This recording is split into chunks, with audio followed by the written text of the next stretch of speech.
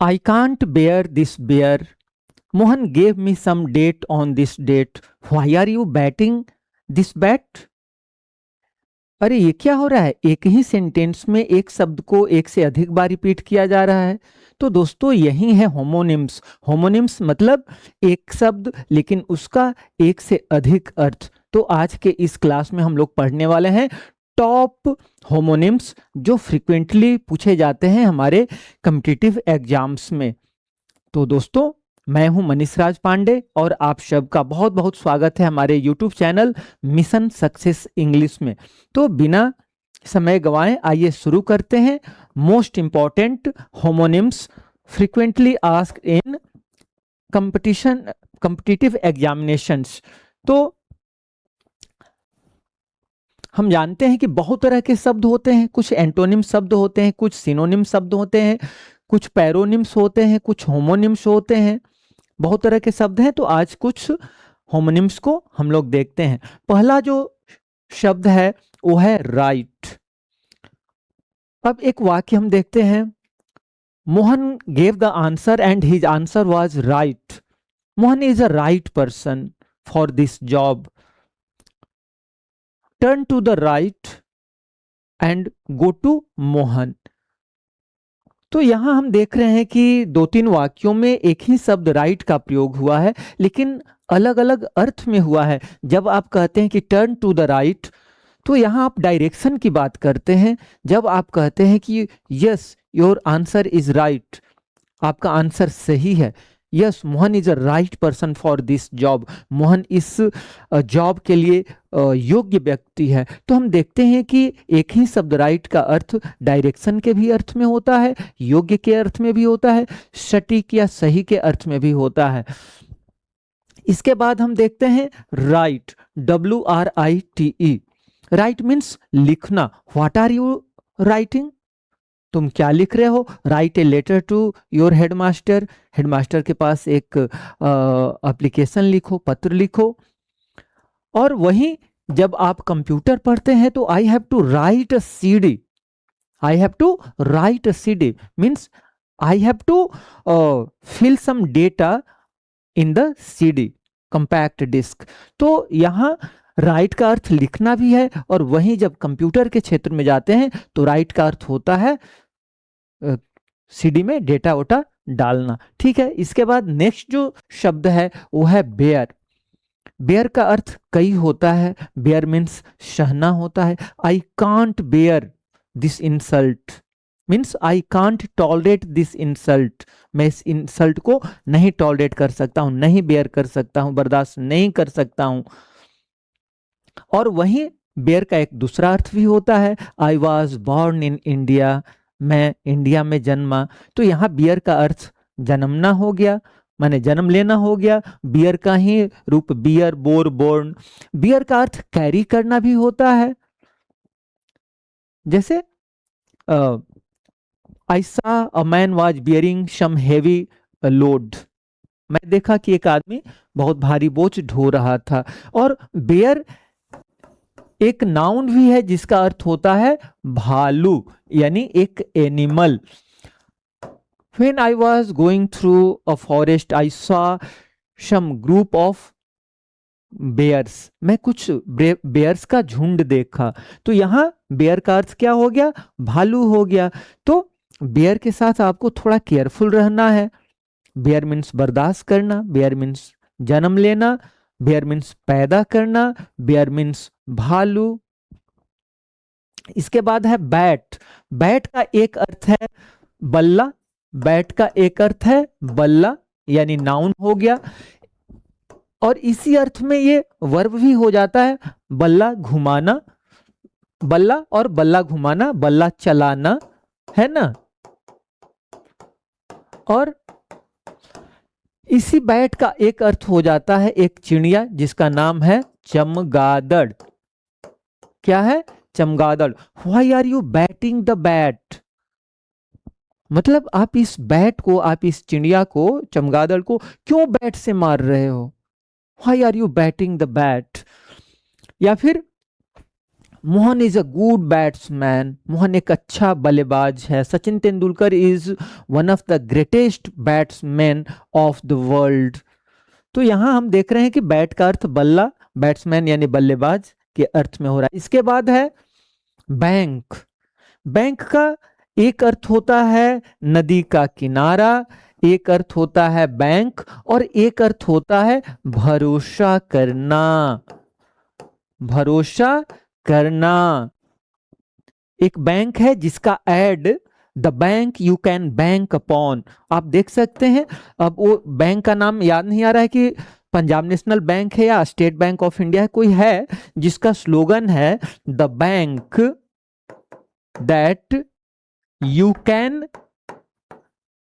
Bank upon, bank upon मतलब एक एक ऐसा बैंक जिस पर आप बैंक अपॉन अर्थात भरोसा कर सकते हैं। तो बैंक का अर्थ वो बैंक है जहां हम लोग जाते हैं, रुपया पैसा जमा करते हैं, लोन लेते हैं या कुछ करते हैं। और बैंक का एक और अर्थ है भरोसा करना। I can't bank upon you, मैं आप पर भरोसा नहीं कर सकता हूँ। You have cheated me several times, आपने मुझे बहुत बार, कई बार छला है, धोखा दिया है। और बैंक का एक अर्थ है नदी का किनारा। There are several cities and towns on the bank of the Ganga river, Ganga नदी के तट पर बहुत सारे शहर हैं, बहुत सारे सिटी हैं। इसके बाद हम देखते हैं फेयर।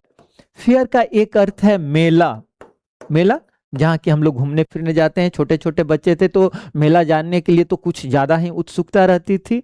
तो मेला का एक अर्थ है फेयर का एक अर्थ है मेला, दूसरा अर्थ है सुंदर। फेयर का एक अर्थ है साफ सुथरा, और एक फेयर का अर्थ है गोरा।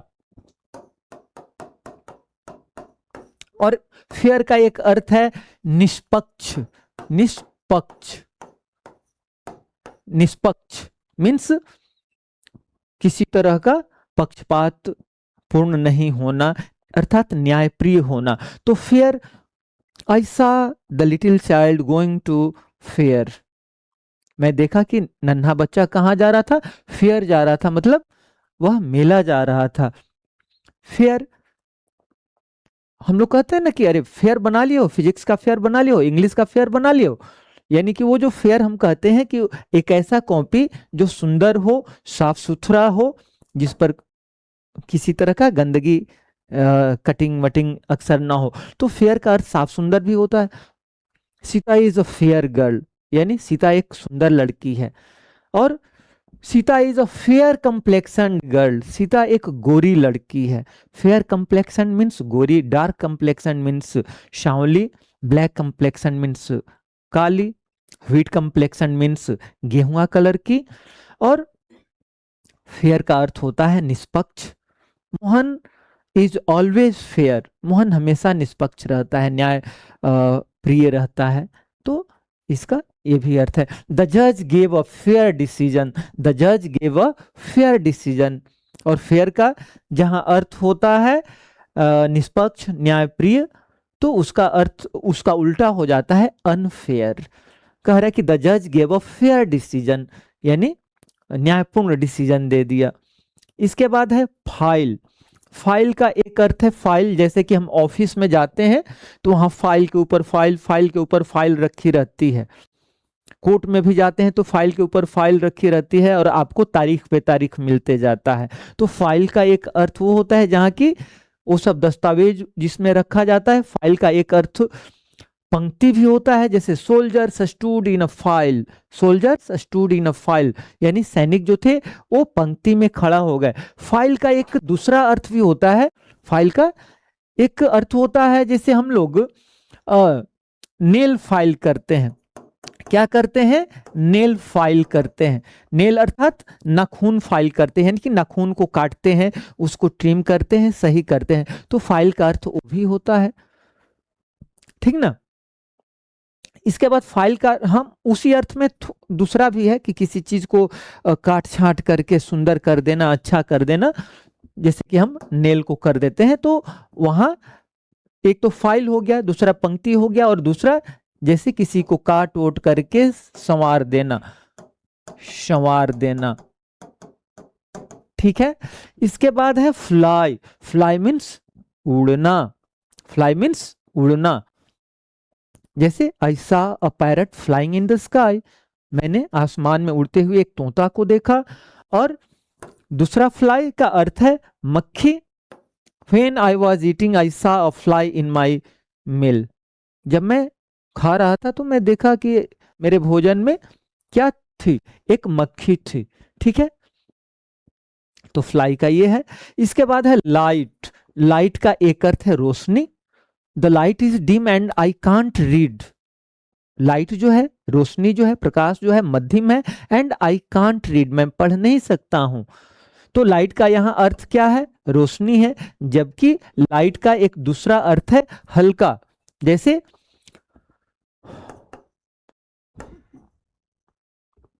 Mohan can carry a light weight burden या लोड। मोहन कैसा लोड कैरी कर सकता है, light weight. Light weight means हल्का, लाइट का। इसके बाद लाइट का अर्थ जब रोशनी होता है तो ये नाउन के अर्थ में यूज हो रहा है, लेकिन लाइट का प्रयोग जो है वर्ब के रूप में भी होता है। जैसे can you light this room, this room is dark and I have to study, can you light this room, क्या तुम लाइट कर सकते हो, प्रकाशित कर सकते हो इस रूम को। और लाइट का एक और अर्थ होता है चमक। जैसे when Mohan saw his beloved, there was a sudden light on his face। जैसे ही मोहन ने अपनी प्रेमिका को देखा, उसके चेहरे पर तुरंत चमक दिखाई पड़ गई। तो लाइट का अर्थ चमक भी हो गया, है ना। इसके बाद है मैच। एक मैच जो कि हम लोग खेलकूद में कहते हैं कि there is a cricket match today between India and Pakistan. आज किसके किसके बीच में मैच है, भारत और पाकिस्तान के बीच में मैच है। ठीक है, इसके बाद मैच का अर्थ एक होता है मेल खाना। जैसे हम लोग कहते हैं ना कि Mohan and Gita both are a perfect match. Mohan और गीता जो है परफेक्ट मैच है, यानी दोनों के बीच बढ़िया मेल खा रहा है। They can be husband and wife, they can be a perfect husband and wife, way perfect husband and wife हो सकते हैं। और मैच का एक अर्थ है माचिस का जो डिबिया है उसको मैच बॉक्स बोलते हैं। और उसी को माचिस जो शब्द है उसका स्पेलिंग आप लोग देखा है ध्यान से, ये है माचिस। हिंदी में हम लोग माचिस बोलते हैं, मैचिस ऐसे ये लिखा रहता है। तो इसके बाद है नेल। नेल मीन्स नाखून भी होता है।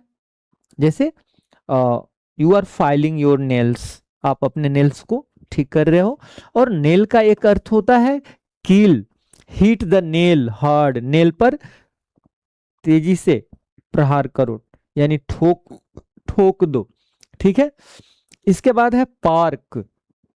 पार्क एक होता है नाउन के रूप में, जहां कि हम लोग शहरों में अक्सर बड़े बड़े पार्क होते हैं, छोटे छोटे पार्क भी होते हैं, सुंदर सुंदर पार्क भी होते हैं। हम वहां जाते हैं, बहुत सारे फूल पत्तियां भिन्न भिन्न किस्म का चीज हमें दिखाई पड़ता है और वहां हम बैठते हैं, आराम करते हैं। तो पार्क का एक अर्थ है वो पार्क, और दूसरा पार्क का अर्थ है वर्ब के रूप में गाड़ी खड़ा करना। डोंट पार्क हियर, आप देखे होंगे लिखा रहता है कहीं कहीं नो पार्किंग। क्या लिखा रहता है, नो पार्किंग। नो पार्किंग का मतलब कि वहां आप गाड़ी खड़ा नहीं कर सकते हैं, वहां आप गाड़ी नहीं लगा सकते हैं। तो पार्क का अर्थ गाड़ी लगाना भी होता है। पार्किंग प्लेस मीन्स वह जगह जहां आप गाड़ी खड़ा कर सकते हैं। और एक पार्क हो गया जैसे शहरों में होता है पार्क, जहां बच्चे या सियाने लोग भी घूमने फिरने जाते हैं। इसके बाद है पेन। पेन, पेन का अर्थ है नाउन के रूप में कलम। वर्ब हो जाता है तो इसका अर्थ होता है लिखना। क्या हो जाता है, लिखना। जैसे मैं अगर कहना चाहूं तो मैं कह सकता हूं, क्या कह सकता हूं? मैं कह सकता हूं कि there is a pen in my hand, there is a pen in my hand, मेरे हाथ में क्या है? एक कलम है। और अब देखिए कि इस पेन से I am writing something on my hand with this pen, तो इसको मैं कह सकता हूं I am penning something on my hand, I am penning something on my hand. या this this pen sorry this poem has been penned by this great poet, मतलब यह कविता लिखी गई है। तो यहां पेन का अर्थ क्या हो गया? लिखना। और एक पेन हो जाता है जानवरों का बाड़ा, बाड़ा मतलब जहां जानवर को रखा जाता है, जैसे sheep are in the pen. Sheep are in the pen का मतलब यह नहीं हुआ कि जो भेड़े हैं वो इस कलम में है। Sheep are in the pen मतलब भेड़े कहाँ है? बाड़ा में है। ठीक है।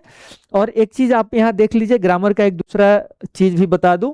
शीप जो शब्द है, शीप या डियर जो शब्द है, ये सिंगुलर भी है और प्लूरल भी है, सिंगुलर भी है प्लूरल भी है। अब आप देख सकते हैं यहाँ शिप के बाद आर लगाया है, यानी बहुवचन क्रिया आई है, मतलब यहाँ शिप जो है प्लूरल सेंस में यूज किया गया है। चलिए ठीक है, आगे देखते हैं। रिंग, रिंग का अर्थ होता है एक अंगूठी। और आप देखते हैं कि रिंग सेरेमनी भी होता है जिसमें कि दूल्हा दुल्हन को रिंग पहनाता है। तो रिंग का एक अर्थ हो गया अंगूठी। There is no ring in my fingers, there is no ring in my fingers, मेरे हाथ में कोई अंगूठी नहीं है। और रिंग का एक दूसरा अर्थ होता है घंटी बजना। द बेल हैज रंग, रिंग रैंग रंग, द बेल हैज रंग, है ना। या हम लोग पढ़ते हैं कि मेरे विद्यालय जाने से पहले घंटी बज चुकी थी, तो वहां घंटी बजना, रिंग यानी घंटी का बजना। ठीक है। और रिंग का एक तीसरा भी अर्थ होता है, जैसे आप लोग देखते हो बड़े बड़े शहरों में एक रिंग रोड बन जाता है। क्या बन जाता है? रिंग रोड बन जाता है। मान लो कि ये शहर हो गया और इसके चारों तरफ से एक जो सड़क बन जाती है, एक रोड जो बन जाती है कि बड़े बड़े वाहन जिसको उस शहर में नहीं जाना है, दूसरे शहर में जाना है, तो वो इस शहर को क्रॉस करके नहीं जाएंगे, भीड़ भाड़ से बचेंगे, भीड़ भाड़ नहीं करेंगे। तो वो क्या करते हैं? आते हैं और रिंग रोड पकड़ करके चले जाते हैं। तो रिंग रोड का अर्थ मतलब एक वलयाकार, रिंग मीन्स जो वलय है, रिंग का अर्थ क्या हो गया? वलय। ठीक है। इसके बाद हम देखते हैं रोज। रोज का एक अर्थ है गुलाब। कुछ दिन में रोज डे आने वाला है ना, फरवरी चालू हो गया तो रोज डे, प्रोमिस डे और क्या क्या डे चालू होता है। तो खैर, तो रोज का एक अर्थ हो गया गुलाब। Jawaharlal Nehru had always a rose in his pocket. Jawaharlal Nehru, हमारे चाचा नेहरू के जेब में हमेशा गुलाब रहता था, याद है ना, जानते ही होंगे। तो गुलाब, रोज अर्थात एक फ्लावर। और रोज जो है वो राइज क्रिया का दूसरा रूप है। राइज, रोज, राइजेन, राइज, रोज, राइजेन। राइज मीन्स जगना, उठना, राइज मीन्स तरक्की करना। तो राइज का एक अर्थ होता है जो सुबह हम उठते हैं, जगते हैं। राइज का एक अर्थ होता है जगना, जो रोज हम सो करके उठते हैं। और राइज का एक अर्थ होता है तरक्की करना। क्या करना? तरक्की करना। जैसे चाइना हैज राइजन, चाइना तरक्की कर चुका है। एक समय था कि भारत जैसी स्थिति थी, लेकिन आज तरक्की कर चुका है। इसके बाद है वॉच। वॉच, जैसे there is a watch in my hand, मेरे हाथ में, इन माई रिस्ट, मेरी कलाई में क्या है? There is a watch. ठीक है। घड़ी है। वॉच का एक अर्थ होता है देखना। What are you watching on the TV? I am watching a movie. क्या देख रहे हो टीवी पर? I am watching a movie, मैं मूवी देख रहा हूं। तो वॉच का प्रयोग देखने के अर्थ में होता है कोई चीज आप ध्यान से देखते हो, जैसे मूवी देखते हो तो ध्यान से देखते हो। तो वॉच का एक अर्थ हो गया देखना। वॉच का एक अर्थ होता है निगरानी करना। क्या होता है? निगरानी करना। निगरानी करना मतलब किसी चीज का देखभाल करना। और इसी से बना है वॉचमैन। वॉचमैन, वॉचमैन का अर्थ होता है पहरेदार। जैसे गांव में होते हैं ना, उसको क्या कहते हैं? वॉचमैन, उसको देखिए अभी जुबान पे नहीं आ रहा है, जो थाना वाना में कुछ सूचना पहुंचाते हैं, कुछ ये करते हैं, उसको क्या कहते हैं? अच्छा ठीक है, उसको वॉचमैन कहते हैं। ठीक है। और वॉचमैन बड़े बड़े घर में लोग रखते हैं वॉचमैन की, अपना वो घर का क्या करेगा? निगरानी करेगा। ठीक है। इसके बाद है वेल। इसके बाद क्या है? वेल। वेल मीन्स अच्छा, वेल डन, यानी खूब बढ़िया से तुम कर दिए हो, बहुत अच्छा कर दिए हो। और वेल का एक अर्थ होता है कुआं। There is no water in the well. कुआं में पानी नहीं है, there is no water in the. इसके बाद है कैन। एक तो कैन होता है मॉडल एक्सिलरी वर्ब, जैसे I can lift the heavy load. मैं भारी लोड को उठा सकता हूं, means I have power, I am so energetic, I am so powerful that I can lift the heavy load. तो कैन एक तो हो गया इस अर्थ में। और कैन होता है एक डिब्बा। जैसे हम दुकान पर जाते हैं, थम्स अप या मिरिंडा या पेप्सी पीते हैं, तो एक तो प्लास्टिक के बोतल में होता है और एक कैन में होता है, मेटल का कैन रहता है, वो महंगा मिलता है। तो कैन का अर्थ डब्बा भी हो गया। इसके बाद है क्लोज। क्लोज यानी बंद करना। जैसे आदमी, जैसे ही आप बैंक गए कुछ काम से, कह रहे कि नहीं ये क्लोजिंग टाइम हो गया, यानी क्लोजिंग टाइम मतलब बैंक बंद करने का समय हो गया। क्लोजिंग मंथ भी चलता है, जैसे कि मार्च उर्च आ गया तो भाई अब क्लोजिंग मंथ चल रहा है, यानी कि अपना जितना लेन देन हुआ साल भर में उसका हर हिसाब करके सब ये करना, closing month.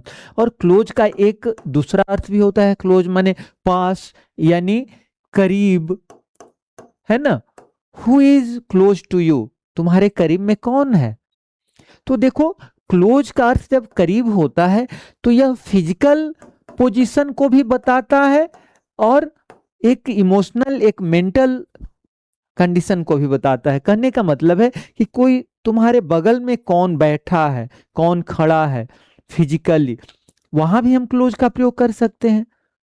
Mohan is close to me but not close to my heart, यानी मोहन मेरे बगल में तो बैठा है but he is not close to my heart, लेकिन वो मेरे दिल के करीब नहीं है। ठीक ना। इसके बाद है कूल। कूल मीन्स ठंडा। देखिए एक कूल होता है और एक होता है कोल्ड। तो कूल जो होता है फेवरेबल कोल्ड होता है, यानी कि वह ठंडा जो कि आपको अच्छा लगे, ठंडा ठंडा कूल कूल। और कोल्ड जो होता है, जैसे कि जाड़ा के दिन में पानी कोल्ड हो जाता है, अब वो आप अच्छा नहीं आपको लगता है। ठीक ना। तो वाटर इज कूल मतलब वाटर उतना ठंडा है जितना कि आप पीने में आपको अच्छा लगता है। अगर हम कहेंगे वाटर इज कोल्ड, मतलब कि हो सकता है कि वाटर इतना ठंडा हो कि आपको अच्छा ना लगे पीने में। और एक होता है शानदार, योर आइडिया इज कूल, आपका जो विचार है शानदार है। या फिर हम कहते हैं एक ठंडा दिमाग वाला भी होता है आदमी, ठंडा दिमाग वाला। जैसे हम कहते हैं कि Mohan is very cool, Mohan is very cool, Mohan ठंडा दिमाग वाला आदमी है, मतलब वो लड़ने झगड़ने वाला नहीं है, गुस्सा वाला आदमी नहीं है। इसके बाद है date. Why are you giving some date on this date, मैं कहा था ना शुरू में।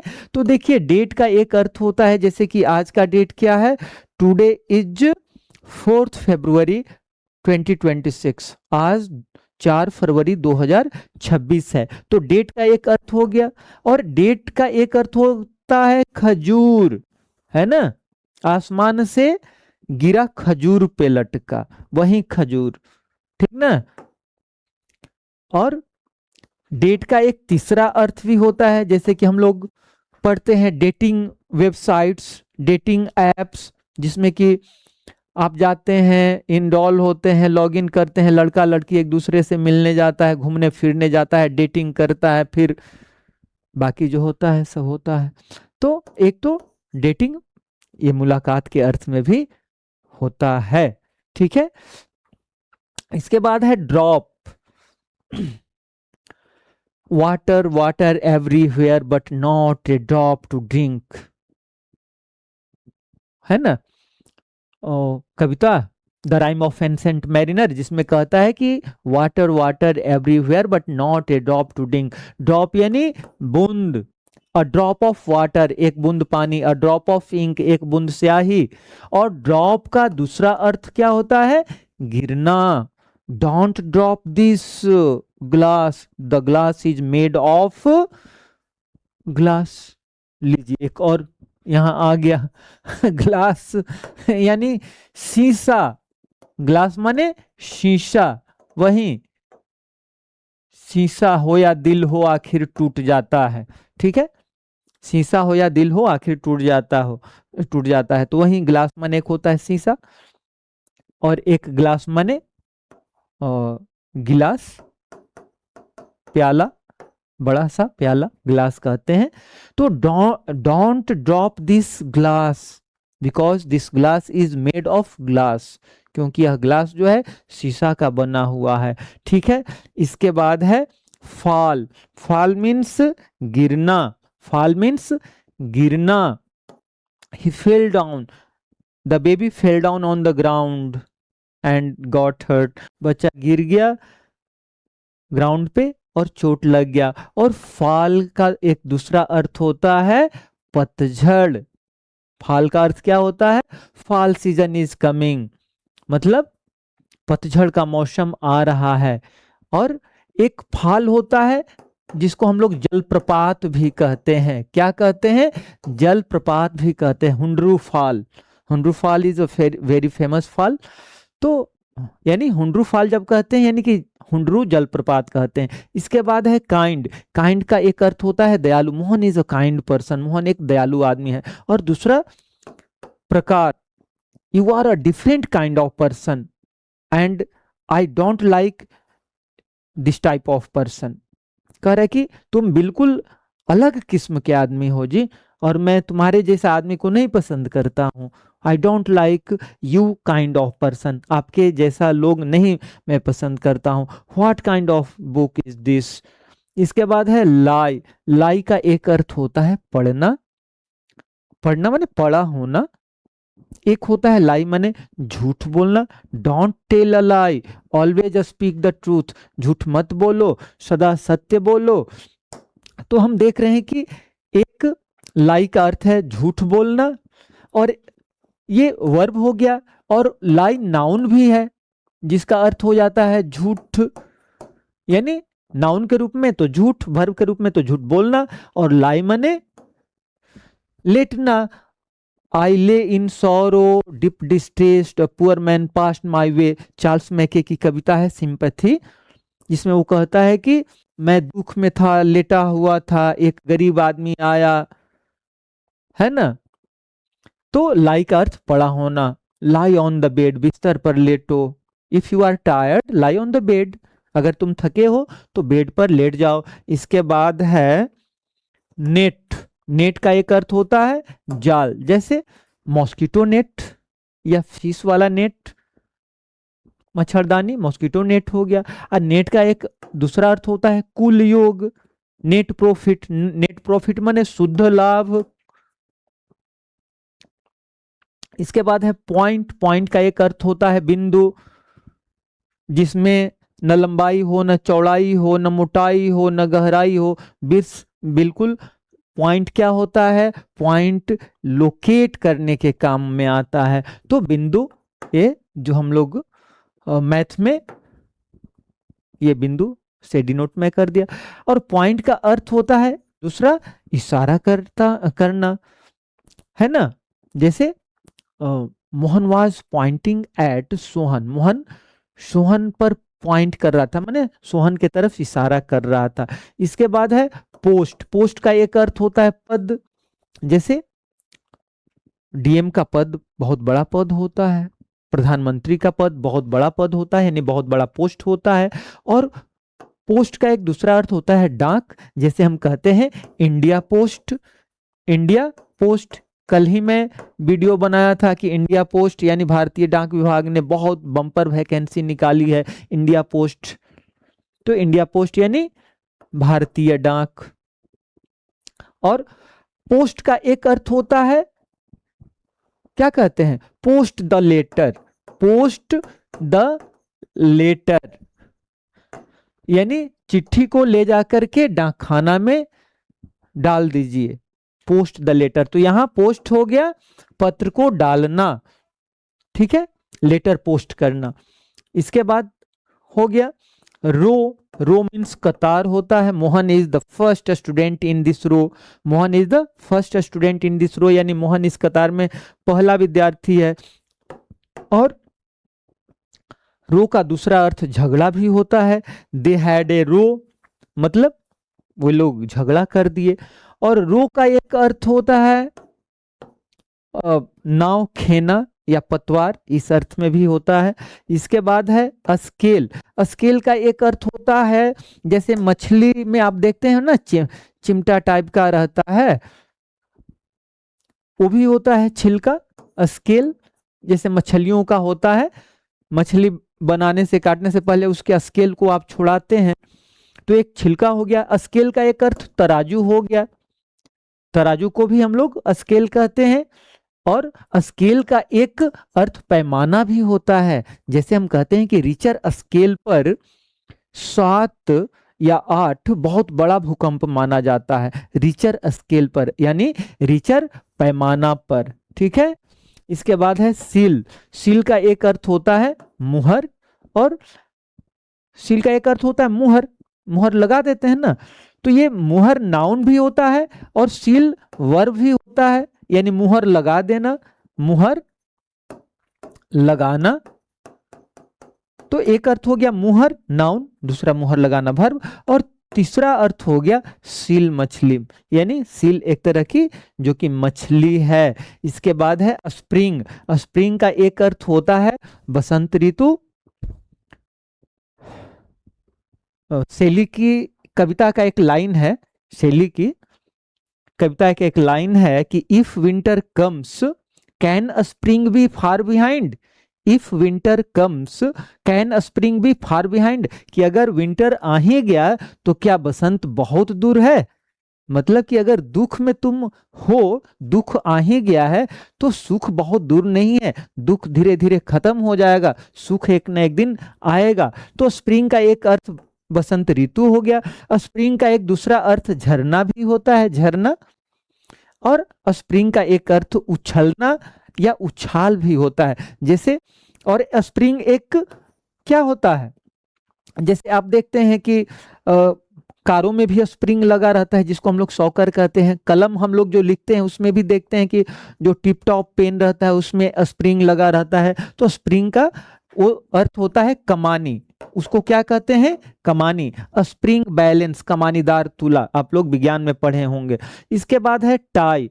टाई मीन्स बांधना, और टाई का अर्थ दूसरा बराबर या बराबरी। हम लोग कहते हैं कि भारत पाकिस्तान में मैच था, टाई हो गया, टाई ब्रेकर। तो टाई मीन्स बराबरी हो गया। और टाई का एक अर्थ होता है बांधना। टाई का एक अर्थ होता है नाउन। टाई एक नाउन के अर्थ में भी होता है, जो कि हम गला में ऐसे पहनते हैं, जो बड़े बड़े बाबू लोग पहनते हैं, या छोटे छोटे बच्चे भी स्कूल गोइंग जो चिल्ड्रेन होते हैं वो भी पहनते हैं टाई, ठीक ना। इसके बाद है ट्रेन। ट्रेन का एक अर्थ होता है ट्रेन यानी रेलगाड़ी। ट्रेन यानी रेलगाड़ी, छुक छुक छुक छुक कर चलने वाली रेलगाड़ी, ट्रेन। और ट्रेन का दूसरा अर्थ होता है प्रशिक्षण देना। You need a train, you need a training, यानी ट्रेन से ही बन गया ट्रेनिंग।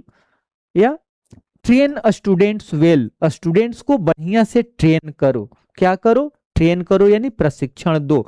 इसके बाद है वेव। वेव मीन्स आप लोग जानते होगे, फिजिक्स में भी पढ़े होगे, लहर या तरंग, है ना, अनुप्रस्थ तरंग, अनुदैर्घ्य तरंग।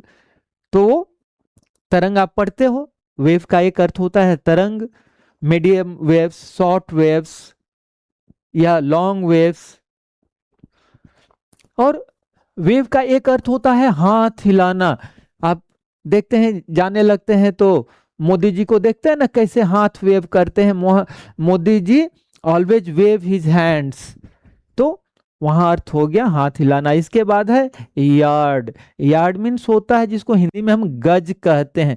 आज जैसे हम लोग मीटर में नापते हैं, सेंटीमीटर में नापते हैं, उसी तरह से यार्ड भी होता है। यार्ड को हम लोग क्या कहते हैं, गज कहते हैं। वो मापने के काम में आता है, ठीक ना, जैसे कपड़ा हो, कोई चीज हो। तो cloth is 2 yards long. Cloth कितना लंबा है, तो 2 गज लंबा है। और यार्ड का एक अर्थ होता है आंगन भी होता है। जैसे kids play in yard. Kids कहाँ खेलते हैं, बच्चे आंगन में खेलते हैं। एक यार्ड होता है जहां की रेल जो है, यानी ट्रेन्स जो है, ट्रेन जब अपने गंतव्य पर चली जाती है, फिर वहां कुछ देर के लिए वो आराम करती है, उसको यार्ड में भेज दिया जाता है। और यार्ड में उसकी साफ सफाई, धुलाई, तमाम तरह का जो करना होता है, तो वो भी यार्ड कहलाता है, ठीक है। इसके बाद है jam.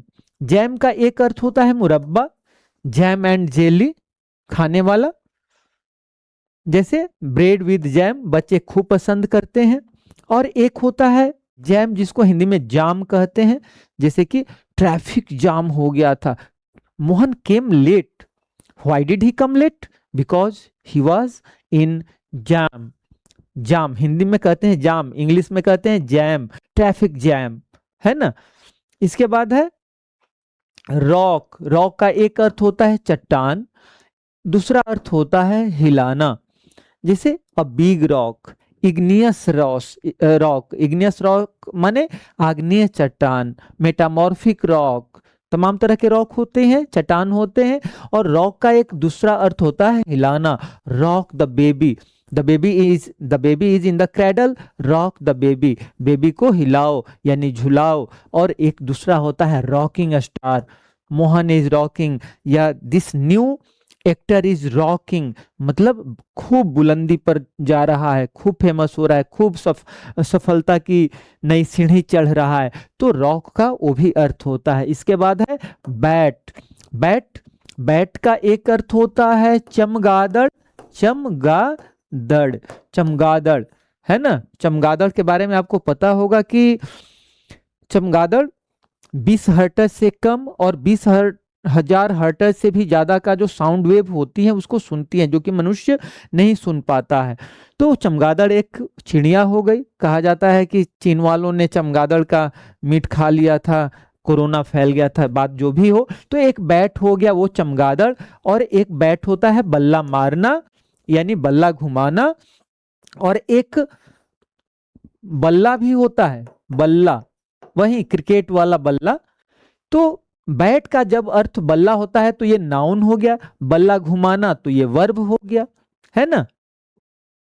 Don't bat your eyes. और बैट का एक और तीसरा अर्थ हो जाता है वर्ब के ही अर्थ में, पलक झपकाना। Don't bat your eyes, it's not a good manner, है ना।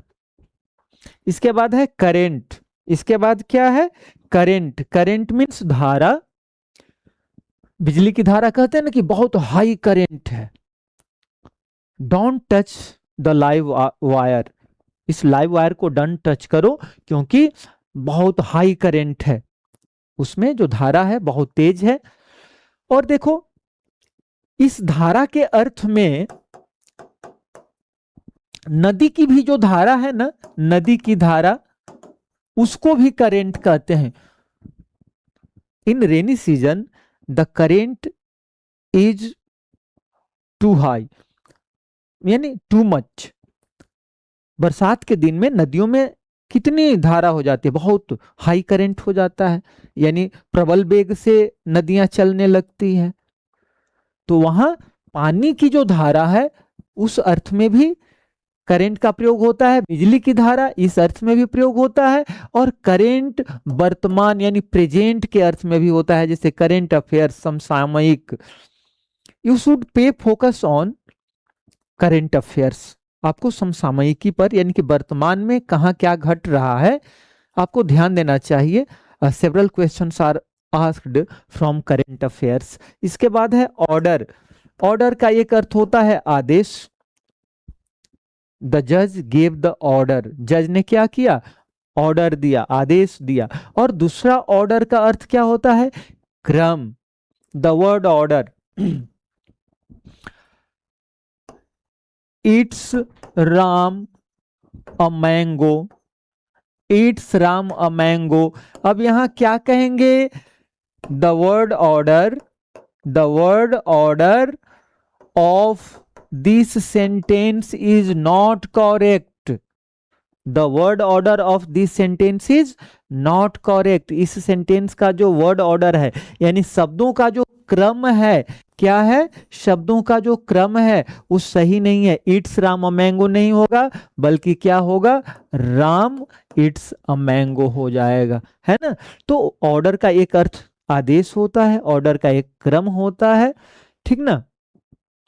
इसके बाद है लेफ्ट। लेफ्ट यानी बायां। लेफ्ट का अर्थ जब बायां होता है तो इसका अपोजिट क्या हो जाएगा, दायां, यानी राइट हो जाएगा। Right and left, left right, है ना। और लेफ्ट जो है लिव क्रिया का दूसरा रूप भी होता है, तीसरा रूप भी होता है। और इस लिव का अर्थ क्या होता है, छोड़ देना। क्या होता है, छोड़ देना। एक लिव, इस लिव का अर्थ अवकाश भी होता है, लेकिन लिव का अर्थ छोड़ना क्या होता है, छोड़ना। और इसी का दूसरा रूप हो जाता है लेफ्ट। मोहन या ही लेफ्ट स्कूल, वह स्कूल छोड़ दिया, ही डजंट कम नाउ। इसके बाद है साउंड। साउंड यानी ध्वनि। जैसे हम कुछ भी सुनते हैं, we can hear because we have good ear, तो साउंड सुनाई पड़ेगी, ध्वनि सुनाई पड़ेगी। और साउंड का एक अर्थ मजबूत भी होता है, साउंड का एक अर्थ गहरा भी होता है। जब हम कहते हैं साउंड स्लीप, क्या कहते हैं, साउंड स्लीप यानी गहरी नींद, गहरी नींद। कौन सी नींद, गहरी नींद। और साउंड का एक अर्थ मजबूत भी हो गया जब हम कहते हैं a sound decision. A sound decision यानी एक बहुत बढ़िया डिसीजन, एक मजबूत डिसीजन। इसके बाद है स्टिल। स्टिल यानी अब भी। जैसे he is still waiting outside, Mohan is still waiting outside, he wants to meet his leader, his MP और एमएलए। वह अपने एमपी एमएलए से मिलना चाहता है, वह अभी भी बाहर वेट कर रहा है, वेटिंग आउटसाइड। स्टिल अब भी। और स्टिल का दूसरा अर्थ होता है शांत, keep still, keep still, the baby is sleeping, ठीक है। इसके बाद है ट्रिप। इसके बाद है ट्रिप। ट्रिप का अर्थ होता है एक छोटी यात्रा, छोटी यात्रा को भी ट्रिप कहा जाता है ना। The school went on a trip, the school went on a historical trip. तो ट्रिप का एक अर्थ होता है यात्रा, जनरली छोटा होता है, टूर जनरली बड़ा होता है। खैर, ठोकर खाना, ट्रिप का एक अर्थ दूसरा जो होता है वो ठोकर खाना भी होता है। वह ठोकर खा गया, ही ट्रिप्ड, ही ट्रिप्ड, वह ठोकर खा गया। और ट्रिप का एक तीसरा अर्थ भी होता है, आपके घर में होगा एमसीबी, होता है ना एमसीबी, या आपके घर में होगा आरसीसीबी होगा। एमसीबी मिनिएचर सर्किट ब्रेकर, जैसे ही वोल्टेज खराब आता है या कहीं कुछ गड़बड़ होता है तो आपका एमसीबी ट्रिप कर जाता है। आप क्या कहते हैं, ट्रिप कर जाना।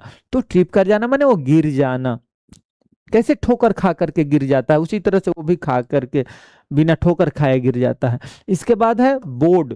बोर्ड का एक अर्थ है जैसे आई am writing on the board, I am writing on the smart board, मैं स्मार्ट बोर्ड पर लिख रहा हूं, तो ये भी बोर्ड हो गया। और बोर्ड का दूसरा अर्थ होता है जहाज पर चढ़ना। जैसे जहाज पर चढ़ना, किसी चीज पर बोर्ड होना माने सवार होना, ऐसा समझिए ना। केवल जहाजे पर चढ़ोगे तो नहीं बोर्ड होगा, है ना, सवार होना। बस पर भी चढ़ोगे, ऑन बोर्ड पैसेंजर्स यानी जो चढ़े हुए पैसेंजर हैं। इसके बाद है क्लिप। क्लिप का एक अर्थ होता है काटना, जैसे क्लिप द ब्रांच, या हम लोग अभी कुछ वीडियो बनाते हैं कुछ, तो उसको क्लिप करते हैं, कहीं कहीं से क्लिप करते हैं, तो क्लिप करते हैं माने उसको काटते छांटते हैं, तो क्लिप का अर्थ हो गया, ये हो गया। क्लिप का एक दूसरा अर्थ होता है, जैसे हम लोग बहुत सारे ऐसे चिमटा टाइप का रखते हैं ना, जो पेपर ऊपर में लगा देते हैं कि पेपर, एक पेपर दूसरे पेपर से कहीं निकल के भाग ना जाएगा, गिर ना जाएगा, मिसप्लेस ना हो जाएगा, तो उसको भी क्लिप कहा जाता है। पेपर क्लिप या हेयर क्लिप, कई तरह का क्लिप होता है। इसके बाद है ड्राफ्ट। ड्राफ्ट यानी प्रारूप। हम लोग जनरली कहते हैं कि भीमराव अंबेडकर इज क्या है, हैज रिटेन इंडियन कॉन्स्टिट्यूशन। क्यों कहा जाता है? क्योंकि वो ड्राफ्ट कमेटी के अध्यक्ष थे। ड्राफ्ट कमेटी यानी प्रारूप कमेटी के अध्यक्ष थे, इसीलिए कहा जाता है कि वो लिखे थे ऐसे। तो बहुत सारे लोग थे उसमें शामिल, है ना, लेकिन जो सबसे इंपॉर्टेंट कमेटी थी ड्राफ्ट कमेटी, उसके वो अध्यक्ष थे अंबेडकर साहब। ठीक है, तो ड्राफ्ट का एक अर्थ हो गया प्रारूप, और दूसरा अर्थ क्या हो गया? हवा का झोंका, यानी cold draft came. Cold draft came यानी ठंडी हवा आई। इसके बाद है spot. There is a black spot on your face. तुम्हारे चेहरा पर एक ब्लैक स्पॉट है, एक काला धब्बा है। तो काला धब्बा या काला दाग, स्पॉट का एक अर्थ हो गया। स्पॉट का एक अर्थ होता है जगह, स्थान। This is the spot, this is the spot where Mohan was killed by some criminals. यह वही जगह है, यह वही स्पॉट है जहां मोहन क्रिमिनल के द्वारा मार दिया गया। ठीक है, और स्पॉट का एक अर्थ होता है पता लगाना, फाइंड के अर्थ में भी होता है। किसके अर्थ में होता है? फाइंड यानी पता लगाने के अर्थ में भी होता है। ठीक है, इसके बाद है टर्म। टर्म का एक अर्थ होता है शब्द, जैसे हम कहते हैं कि ये सब जुडिशरी से संबंधित टर्म है, यानी लीगल टर्म्स है, या ये साइंटिफिक टर्म्स है, या ये हिस्टोरिकल टर्म है। तो टर्म का एक अर्थ हो गया शब्द, ठीक ना, जैसे कि साइंटिफिक शब्द यानी कि वैज्ञानिक शब्द। और एक टर्म का अर्थ होता है अवधि। कौन अवधि? समय। जैसे भारत में 5 साल के अवधि में चुनाव होता है, प्रत्येक 5 साल पर। तो कहा जाता है कि Modi completed his term, first term, second term, और अब ये थर्ड टर्म के लिए बने हैं। तो थर्ड टर्म यानी तीसरे अवधि, इनका तीसरा अवधि चल रहा है।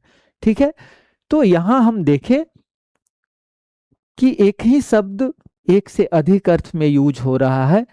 तो शब्द बहुत फनी होते हैं, वर्ड्स आर वेरी फनी। और जब शब्द के साथ अगर आपको खेलने आ गया तो वही तो मास्टरी कहलाता है। किसी भाषा को जानने का सही मतलब तब है जब आप उसके शब्दों के साथ खेलना आपको आ जाए।